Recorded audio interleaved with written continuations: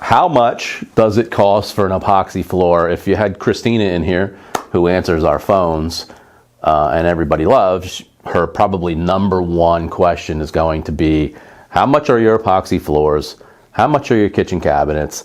Because people seem to have no idea how much something like this would cost, and they don't want to have somebody come out and go through the whole motion of an estimate, and I understand that.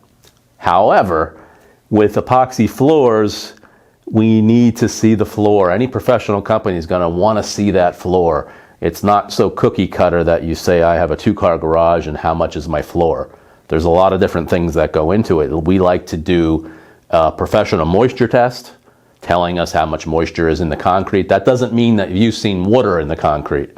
That seems to be a misconception. We want to know water pressure pushing up. You may never see that, but we want to measure it.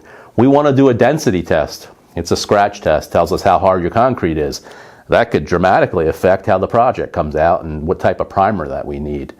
We want to measure all the linear foot of cracks that may be in the concrete. That certainly can raise the price of your epoxy floor. So just sending a picture in with some measurements, certainly we can give you an idea of cost, but it could dramatically change when we come out. So we prefer not to do that, but to give you a little sense of what an epoxy floor costs for a professional floor, 2-car garage, partial flake.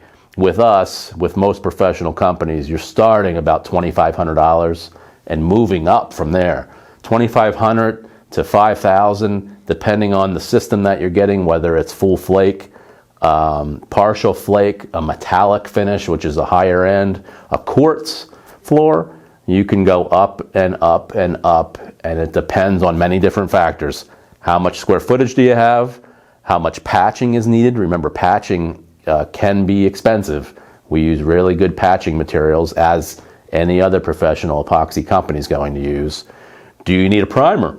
What type of primer do you need? What type of products are going down? Remember, this is not paint. We didn't go into Sherwin-Williams or a Benjamin Moore store and buy a $20 gallon of paint. It's also not the same epoxy that you're going to buy in the big box stores. These are professional products that cost a lot of money just for the product. Then you have professionals who are putting down this product.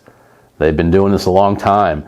Things happen when they're putting that epoxy down on the floor, and if they don't know what they're doing, when things happen, you're in trouble, and they're in trouble. That's why you hire a professional.